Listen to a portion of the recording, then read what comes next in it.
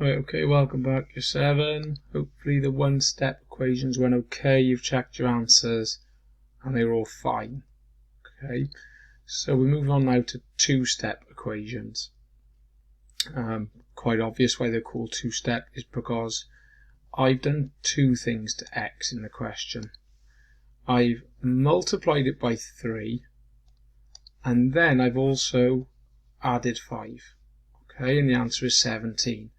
Probably the easiest way to show you that is to go back to sort of year 5, year 6, and there's a number machine. So I started with a number, I've times it by 3, I've added 5, the answer is 17, and then the question is, how do you reverse a number machine? And well, the answer to that question is you go backwards to the number machine and you do the opposite. So instead of adding 5, we take away 5. Don't know, I might divide that. Take away 5. After we've taken away 5, the opposite times in by 3 is to divide by 3.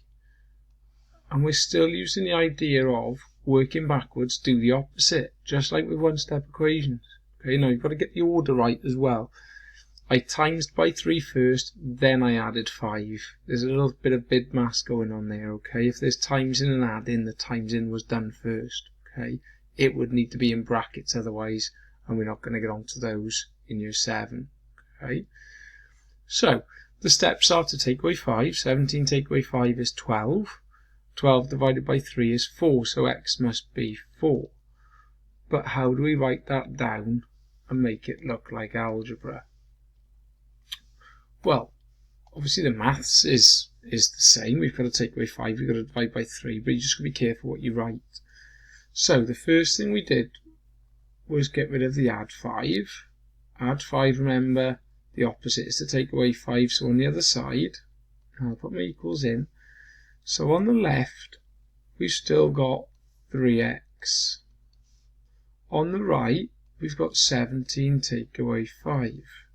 And for now, all I do is work out the 17 take away 5 is 12. And I've still got 3x there. And then why is it still 3x? Because so far all I've done is take away 5. I haven't got to this bit yet. Okay? So until we divide by 3, that 3 is still there. Okay? Now you've got to be careful, because if that 3 goes missing, you might look like you finished when really you haven't. So the second step of our workings is a two-step equation, is to divide by 3. So that 3, which is times in, on the other side changes to a dividing. Okay. Really, to write that down, we should be doing 12 over 3, 12 divided by 3 like that. Okay. 12 divided by 3 is 4. So we get the same answer, look, as our number machine. But if I can just tidy this up, I'll get rid of that. Okay, and I'll get rid of that. In blue is the first step, where we took away 5, and in green is the second step, where we divided by 3. So I multiplied and added in the question. The opposite of multiplying and adding, if you work backwards, is to take away and then divide. Make sure you get the order right. If you're not sure, you could always think of it like a number machine. Okay, let's have a look at another one. So this time, I've times by 4 and taken away 2. So times 4, take away 2, the answer 22. If we work backwards through the number machine, the opposite of taking away 2 is adding 2. The opposite of timesing by 4 is dividing by 4. And that should get us back to x. Okay, so if we do it numerically first, and we'll get the answer, and then we'll write down the algebra that matches. So 22 add 2, that's 24. 24 divided by 4 is 6. So x must be 6. The number I started with must be 6. Okay, let's do the same again. So in blue, the first thing we did when we went backwards through the machine was to add 2. So take away 2 becomes an add 2. 22, add 2. I don't work it out yet, I do that on the next line. Okay, notice, look, I've still got 4x. Why is it 4x? Because we haven't got to the second step yet. Okay, we haven't divided by 4 yet. So just leave the 4 there for a minute. Okay, right, let's work out what 22 add 2 is. That's 24. Okay, first step done. We've added the 2 back on. Second step now is to get rid of this 4. It's times in, the opposite of times in. We already did this by here, look. The opposite of times in is dividing. So how do we write it? 24 over 4 divided by 4. 24 divided by 4 is 6. Okay. The blue bit, the first step, matches up with this bit of the number machine.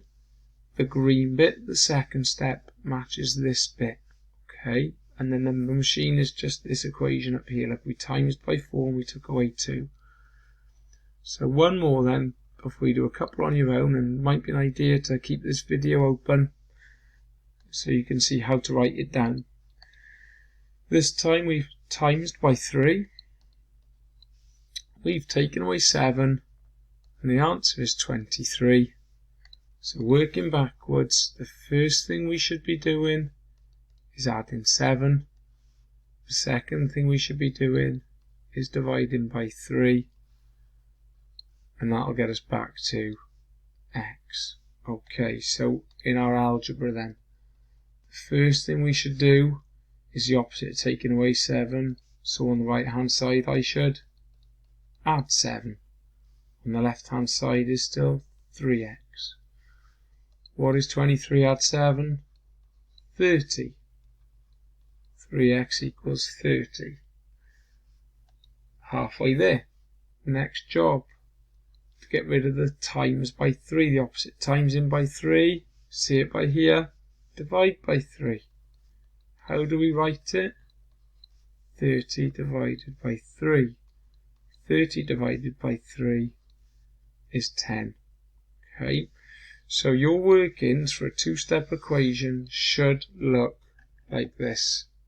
Okay. Say what you're doing. So this is a doing line. What are we doing? We're adding 7.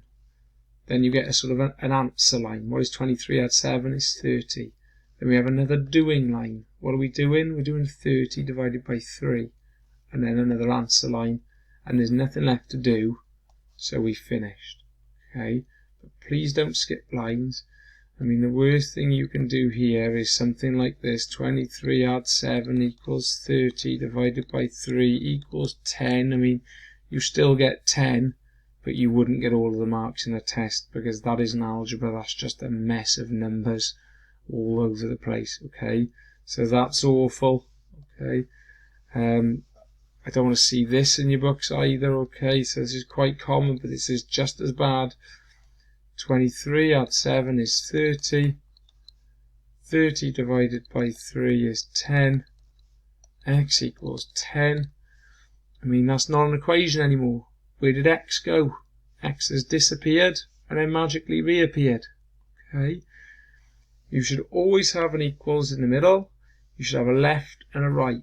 And if things are not on the left, it's because you've moved them to the right. Minus 7 went, but we got a plus 7 on the other side. Times by 3 went, but we got a divide by 3 on the other side. Okay, things don't go missing. Things can go to the other side, but they cannot go missing. And x is always there. And when we get to the end, we know it's the end, look, because x is all on its own with nothing else there. And that's how you know you finished solving an equation, when you've got x by itself. Okay, so remember to work backwards. Remember to do the opposite. If you're not sure, just put a number line. There's nothing wrong with that when you're first starting out. Okay, but whatever you do, don't get lazy. If you think these are easy, don't get lazy. Don't just start writing your answer out. That's no good. We need the proper workings, and you should be okay. So have a go at the two-step equations now on your sheet. They look very similar to this, so you can just get into a pattern, which is great because quite often when you're dealing with algebra, you just follow the same rules over and over again. Questions look similar. That's a good thing. It means that it's easy to copy, it's easy to repeat, and it should be easy to get the right answer every single time. Okay, The only reason you're going to go wrong is if you start to do things differently. Okay, so good luck. Have a go at the two-step equations, check your answers, and let one of us know if you're struggling, and we'll do our best to sort you out.